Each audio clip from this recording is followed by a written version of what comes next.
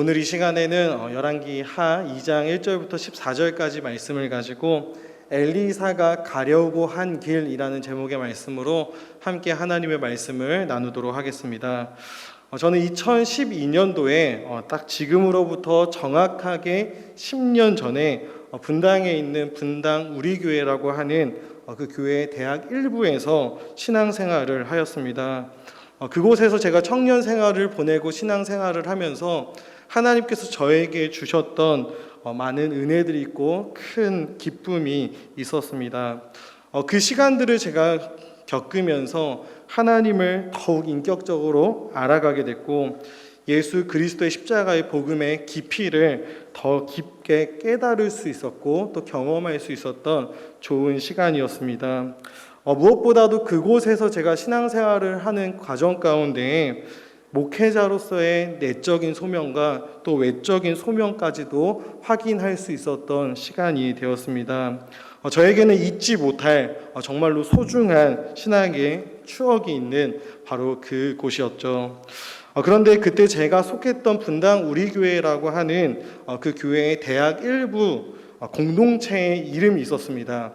그 공동체의 이름이 바로 엘리사 공동체라고 하는 이름이었습니다. 지금 우리 제2교회 청년부 이름이 혹시 무엇인지 아시나요? 예, 맞습니다. 가온누리 청년부인 것처럼 제가 대학부 때 신앙생활을 했던 이 공동체의 이름도 엘리사 공동체라고 하는 이름을 가지고 있었습니다. 그리고 공동체가 함께 붙들고 나아갔던 말씀이 있었는데 그 말씀이 바로 오늘 우리가 함께 읽은 본문의 말씀이었습니다. 특별히 오늘 우리가 함께 읽은 본문 9절에 나오는 이 엘리사의 간구, 당신의 성령이 하시는 역사가 갑절이나 내게 있게 하소서라고 하는 이 말씀이 저희 공동체의 표어처럼 삼았고 이 말씀을 의지하며 나아갔던 공동체였습니다. 제가 지지난주 화요일날 목사 안수를 받았습니다. 목사 안수를 받았는데 이 목사 안수를 받기 전후로 두 가지의 감정이 미묘하게 들었습니다. 하나는 하나님께서 나 같은 이 죄인, 이 연약한 자가 하나님의 은혜로 복음을 경험하고 이 복음을 증거하며 주의 몸된 교회를 섬기는 목회자가 된다라고 하는 그 감격과 또 감사와 기쁨이 제 안에 있었습니다. 근데 또 하나의 감정이 있었는데 그게 뭐냐면 무서운 것입니다. 두려운 마음과 부담감이 생겼습니다. 저는 제가 얼마나 연약하고 부족한지 잘 알기에 이 직분을 내가 잘 감당할 수 있을까에 대한 걱정과 불안함과 두려움, 이 부담감이 끊이지 않게 제 안에서 생겨났던 것입니다.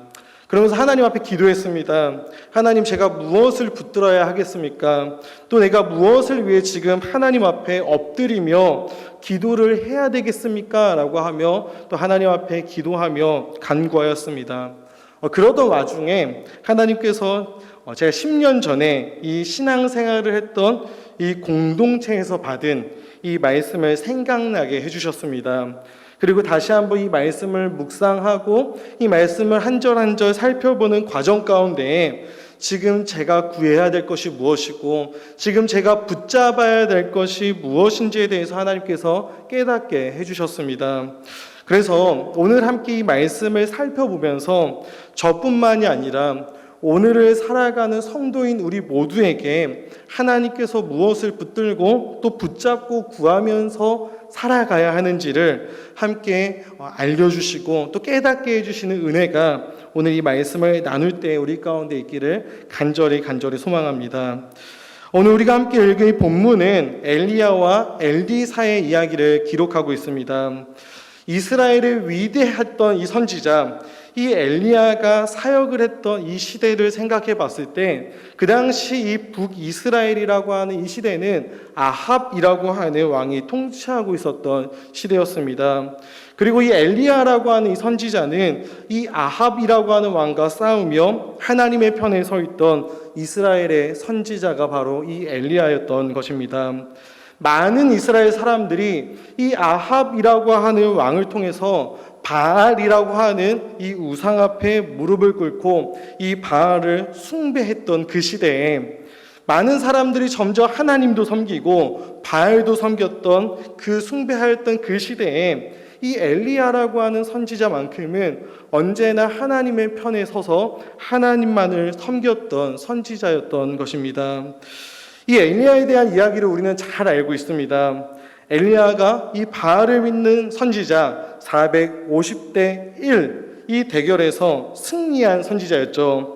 갈멜산 전투라고 하는 우리가 잘 알고 있는 이 전투에서 엘리야가 기도하자 하늘에서 불이 떨어졌고 그곳에 있는 재물을 다 태움으로 말미암아 참신이 누구냐, 누가 참신이냐라고 하는 이 대결에서 우리 여호와 하나님이 참신이심을 증명하고 나타냈던 선지자가 바로 이 엘리야 선지자였습니다. 그런데 우리가 오늘 함께 살펴보는 이 본문 말씀을 보면 이 위대한 하나님의 선지자 이 엘리야, 하나님의 편에 서서 늘 싸웠던 이 이스라엘의 위대한 영적인 지도자 이 엘리야가 하나님으로부터 부름을 받고 하늘로 올라가는 그러한 내용을 오늘 본문은 담고 있는 것입니다. 그리고 이 사건이 이루어지는 과정 가운데 이 엘리야와 엘리사의 대화의 내용을 담고 있는 것이 방금 우리가 함께 읽었던 오늘 본문의 말씀이 되는 것입니다. 지금 엘리야는 하나님으로부터 하늘의 부름을 받고 이제 이 이스라엘의 영적인 지도자가 사라지는 순간이 되었습니다. 엘리사의 입장에서 그리고 이스라엘 백성들의 입장에서는 이 어두운 시기, 바알을 숭배하는 그 어두운 시기에 정말로 몇 안 되는 이 하나님의 신실한 종이 사라지는 것입니다.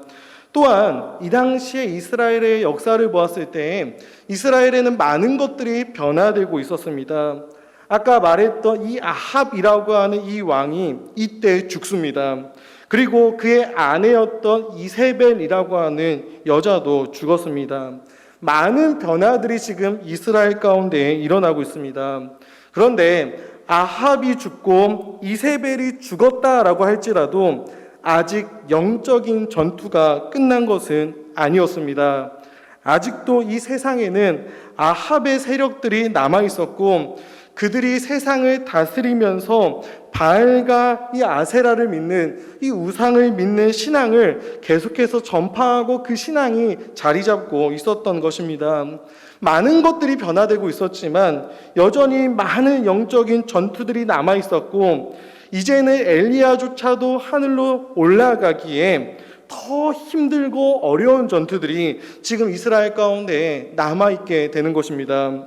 이스라엘 백성들은 점점 더 하나님을 떠나게 되고 배교의 길, 우상숭배의 길, 타락의 길로 향하게 되는 것이죠. 그리고 이 열왕기상 19장 16절을 보면 하나님께서 이미 엘리야에게 친히 엘리야를 이어서 이 영적인 전투를 이끌고 싸워 나갈 그 사람으로 엘리사를 세우셨음을 우리는 열왕기상 19장 16절에서 볼 수가 있습니다. 제가 한번 읽도록 하겠습니다. 너는 또 님시의 아들 예후에게 기름을 부어 이스라엘의 왕이 되게 하고 또 아벨 물홀라의 사밧의 아들 엘리사에게 기름을 부어 너를 대신하여 선지자가 되게 하라. 이미 하나님께서는 이 엘리사를 딱 점 찍어 놓으셨던 것입니다.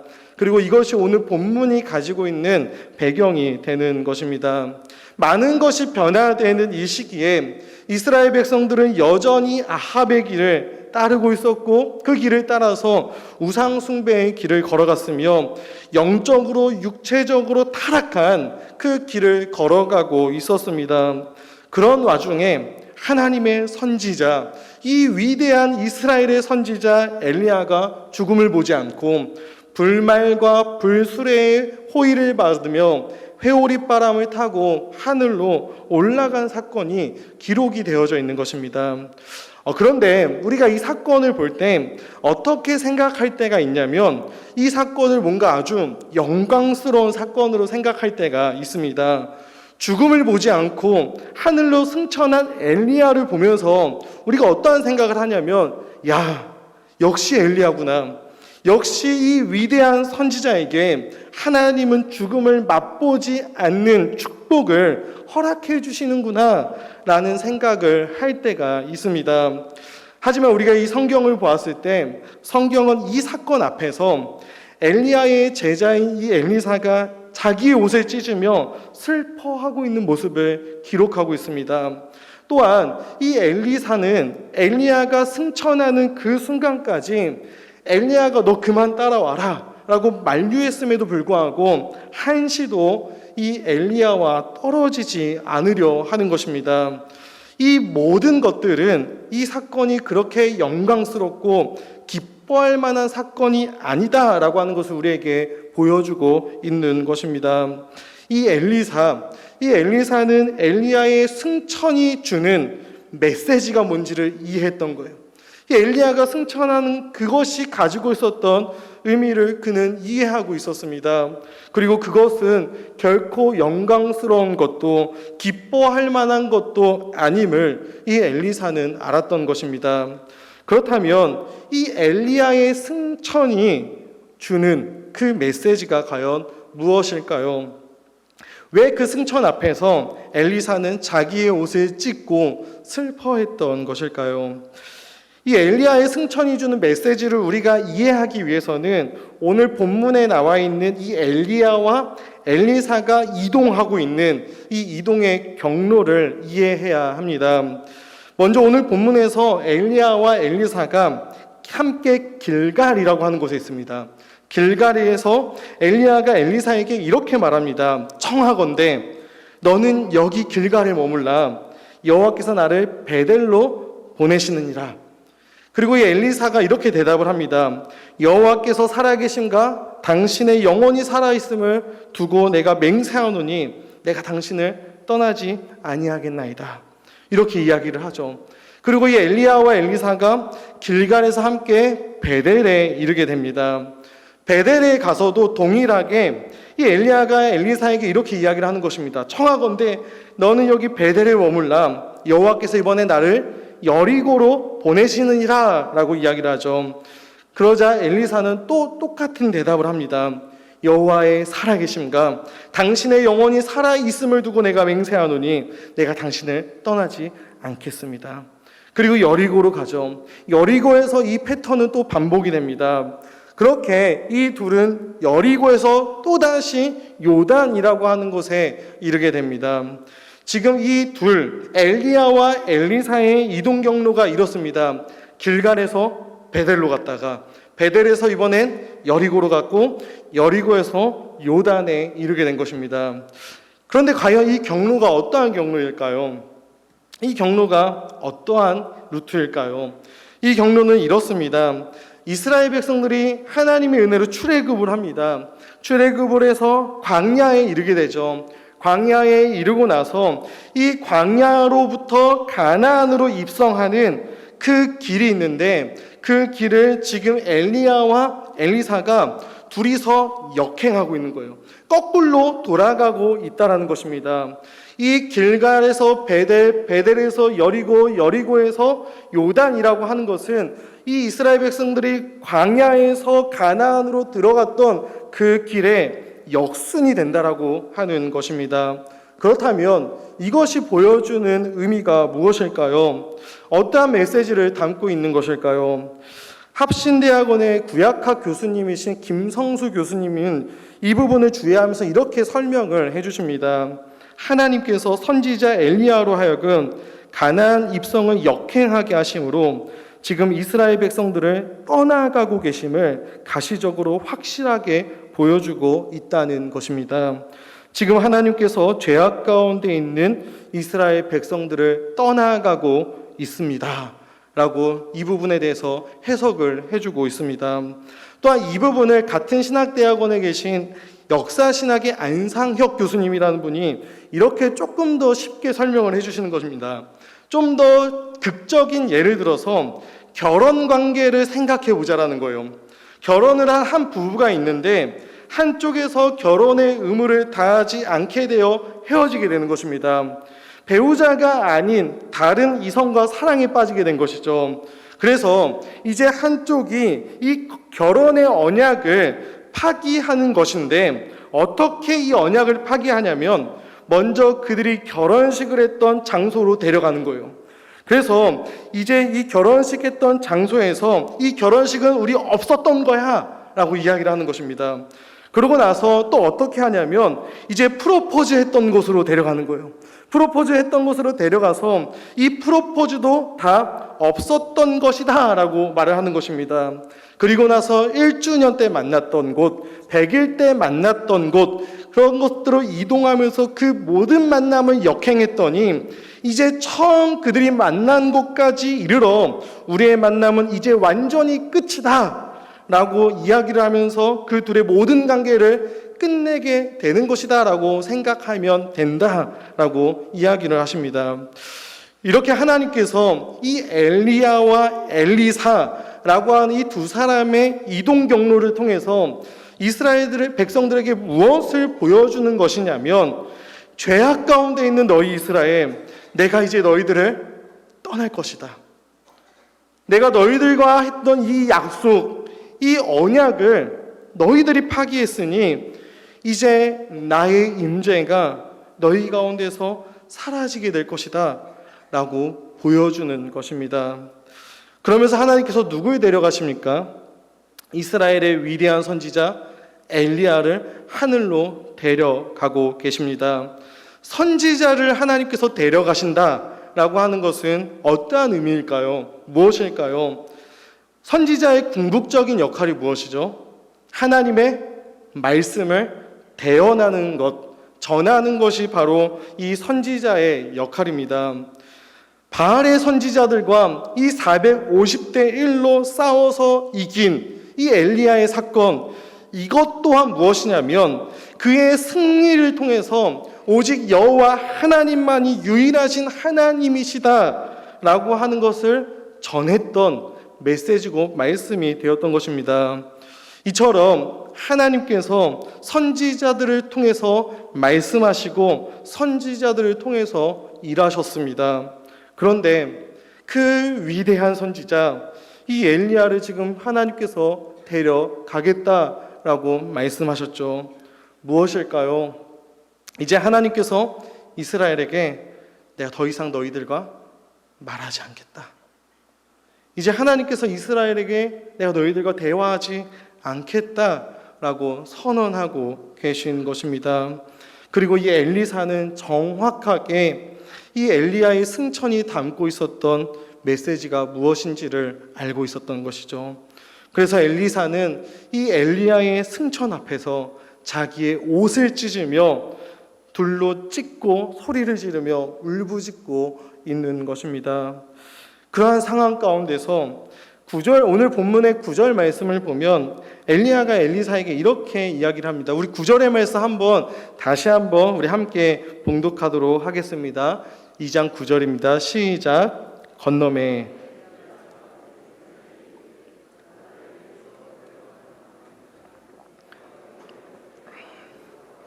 엘리사가 이르되 당신의 성령이 하시는 역사가 갑절이나 내게 있게 하소서. 아멘. 엘리야가 이제 엘리사에게 이렇게 얘기하는 거예요. 하나님께서 나를 너로부터 데려가시기 전에, 나를 너에게서 데려감을 네가 당하기 전에 내가 마지막으로 너에게 어떻게 할지를 네가 한번 구하라 라고 이야기를 하죠. 그때 엘리사의 대답이 이렇습니다. 당신의 성령이 하시는 역사가 갑절이나 내게 있게 하소서. 우리는 이 엘리사가 구한 것, 당신의 성령이 하시는 역사가 갑절이나 내게 있게 하소서, 이 간구를 어떻게 우리는 이해해야 하는 것일까요? 많은 사람들이 이 성령의 그 갑절의 영감, 이 영감을 엘리야가 지금까지 행했던 기적, 이런 이적을 행하는 신적인 능력으로 이해합니다. 당신보다 2배로 뛰어난 영적인 능력을 주십시오 라고 생각을 하는 것입니다. 그러나 이 엘리사의 요청은 2배의 영적인 능력을 구하는 차원이 아니었습니다. 엘리사가 무엇을 구했는지 알기 위해서 우리는 두 가지 표현을 한번 정리해보고 살펴보아야 하는데, 하나는 갑절이라고 하는 표현입니다. 갑절이라고 하는 표현과 또 다른 하나는 성령이 하시는 역사라고 하는 이 두 가지 표현에 대해서 우리가 정리를 해보고, 이 두 가지 표현을 정리해 봤을 때 이 엘리사가 엘리야에게 요청했던 이 간구의 의미를 우리는 정확하게 알 수 있게 되는 것입니다. 엘리사의 첫 번째 요구는 갑절이라고 하는 표현에 있습니다. 이것은 문자적으로 2배에 달라, 2몫에 달라라고 하는 표현이 되지만, 총신대학원 구약학 교수님이신 김지찬 교수님께서 자기의 책에서 이 부분에 대해서 이렇게 해석을 해 주셨습니다.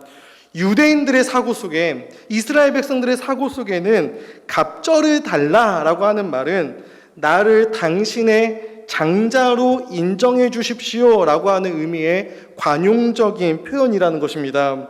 나를 당신의 영적인 장자, 영적인 아들로 나를 인정해 달라라고 하는 말이죠. 엘리사는 엘리야의 영적인 장자가 되고 싶었던 거예요. 영적인 장자. 그렇다면 왜 엘리사는 이 엘리야의 영적인 장자가 되고 싶었던 것일까요? 왜 그랬을까요?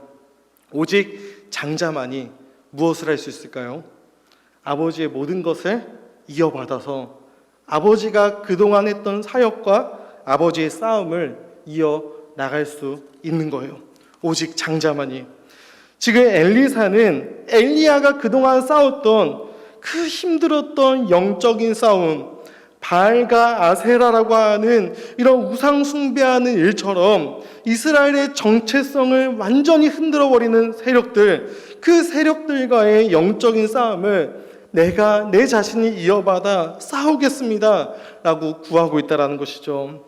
나 또한 당신처럼, 나 또한 엘리야처럼 하나님 편에 서서 하나님과 이스라엘 백성들을 위해서, 하나님과 이스라엘 백성들의 정체성을 위해서 내가 친히 싸우겠습니다 라고 이야기를 하고 있는 것이죠.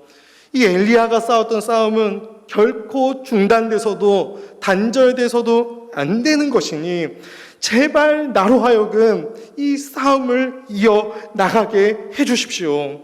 내가 당신이 싸운 그 싸움을 내가 이제는 이어받아 최전선에서 내가 치열하게 싸우겠습니다.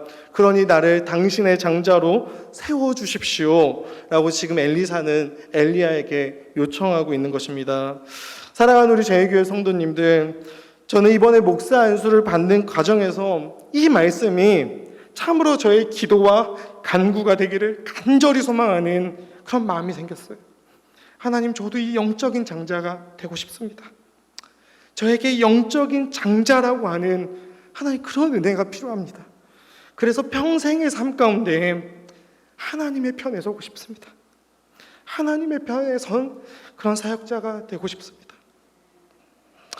하나님의 편에 서서 이 영적인 싸움을 싸우고 싶습니다. 하나님, 우리 믿음의 선배님들께서 지금까지 싸워왔던 이 영적인 싸움이 결코 중단되어서는 안 됩니다. 하나님, 부족하지만, 연약하지만 하나님, 저로 하여금 이 영적인 싸움을 싸워나갈 수 있는 이 은혜, 이 갑절의 은혜를 주시옵소서 라고 하는 기도가 참 많이 나왔던 것 같습니다. 사랑하는 우리 성도님들, 이 기도와 이 고백이 여러분 우리의 고백이 되길 소망합니다. 저는 이렇게 하나님의 편에 서서 하나님을 위해서 싸워나가는 영적인 장자들이 여러분 우리 교회 가운데 많이 나왔으면 좋겠습니다. 특별히 우리 교회 다음 세대들, 우리 청소년들, 청년들이 이러한 꿈을 꾸고 이러한 소망을 품었으면 좋겠습니다. 우리 어르신들도 마찬가지입니다.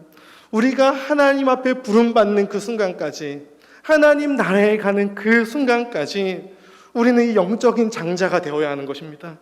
하나님의 편에 서서 하나님의 나라와 하나님의 영광을 위해 우리는 살아가야 하는 것이죠. 수많은 우리 앞에 계셨던 믿음의 선진들처럼 우리 또한 이 영적 장자의 길을 걸어가야 하는 것입니다. 그 갑절의 은혜, 그 갑절의 역사가 사랑하는 우리 제이 가족 모두에게 있기를 간절히 소망합니다.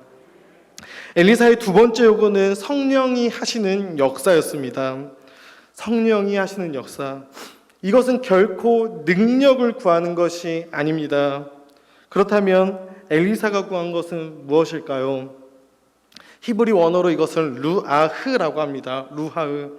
지금 루아흐를 구하는 것입니다. 그것이 뭐냐면 바로 엘리야 안에 있었던 하나님의 숨결, 하나님의 호흡, 하나님의 영을 지금 엘리사가 구하는 것입니다.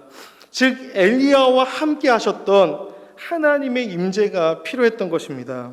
지금 이 엘리사는 하나님의 임재를 하나님 나에게도 허락해 주시옵소서라고 구하는 것이죠. 엘리사가 기도했고 간구했던 당신의 성령이 하시는 역사가 갑절이나 내게 있게 하소서라고 구한 것은 무엇이냐면 하나님 제발 저와 우리 이스라엘 백성들을 버리지 말아주세요. 하나님 떠나지 말아주세요. 나에게는 그리고 우리 이스라엘 백성들에게는 하나님의 임재가 필요합니다. 하나님이 없으면 안 됩니다. 하나님 우리를 떠나지 말아주십시오. 이를 위해 기꺼이 내가 엘리야가 걸어갔던 그 길을 걸어가겠습니다. 때로는 죽음이 내 생명을 위협할지라도 내 생명이 죽음 앞에 놓일지라도 이 길이 어렵고 힘들고 험한 길이라고 할지라도 나를 당신의 장자로 삼아주셔서 나로 하여금 그 길을 걸어갈 수 있도록 은혜를 주시옵소서. 내가 하나님의 편에 서길 원합니다. 사랑하는 우리 성도님들, 우리는 하나님의 임재를 구하는 이 기도를 얼마나 하고 있습니까? 자꾸 오늘 저의 이야기를 해서 너무나도 죄송하지만 저는 이제 막 목회자가 되었습니다.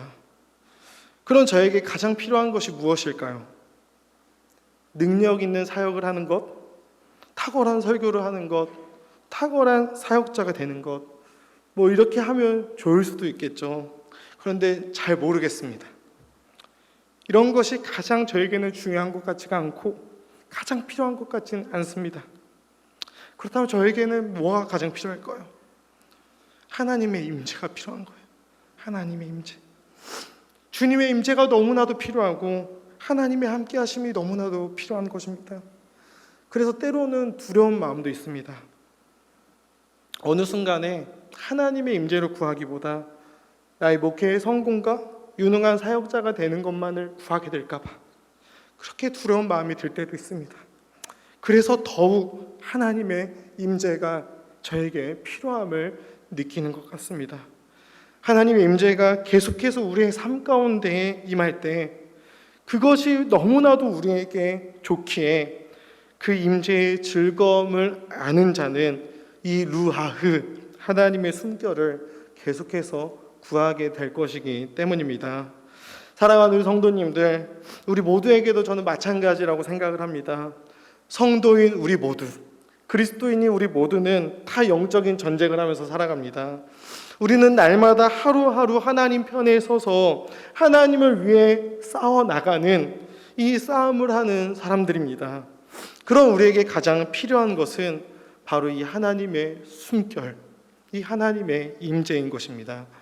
소원하옵기는 오늘 이 시간에 우리 모두가 이 하나님의 임재를 구하며 이 임재의 즐거움을 맛보는 사랑하는 우리 제이 가족 모두가 되길 소망합니다.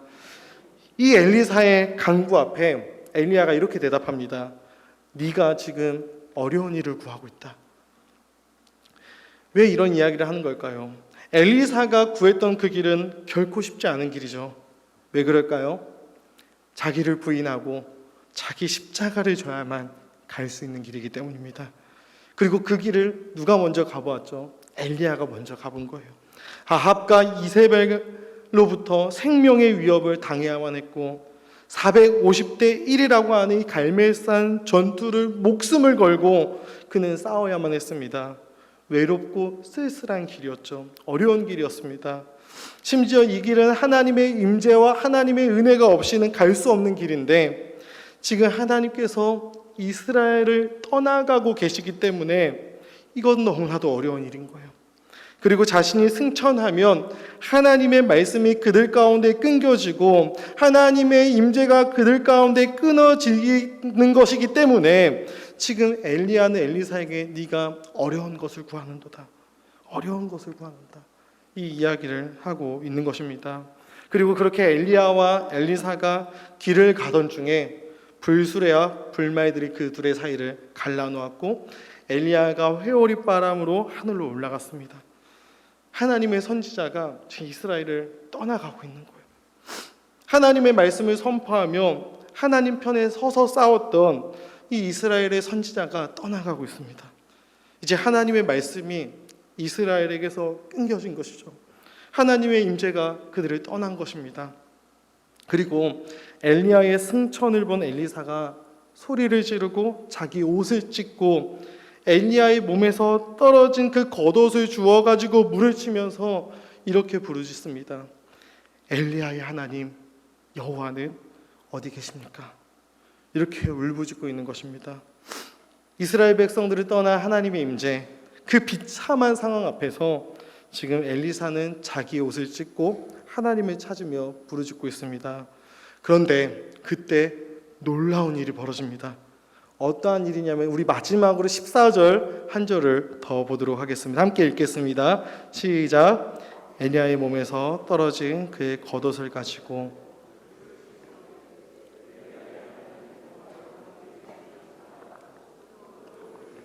물이 이리저리 갈라지고 아멘. 그가 엘리야의 옷을 가지고 물을 치며 이렇게 부르짖죠.